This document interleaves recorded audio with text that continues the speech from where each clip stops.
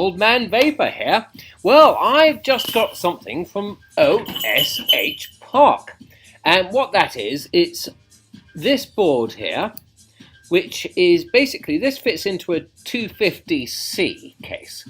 And it holds a Smart V3 PWM, which is here, right, which was made by Mathis, and it's brilliant, that little board. You can put an analog voltmeter on, or digital one, like on here.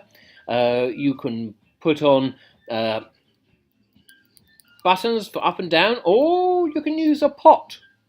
So it really is, you know, quite amazing, and you can put LEDs on it and all types of things. So it really is cool, and I use it quite a lot. But also, it's quite nice to be able to just put it into a case, right? So David Gabel from Mossmax came up with this design. It's called a piggyback, and the reason it's piggyback is because you see at this end, right, it's basically got pins going through here to through here.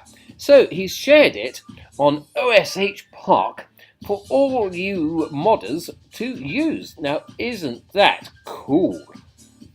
Thumbs up to both of you.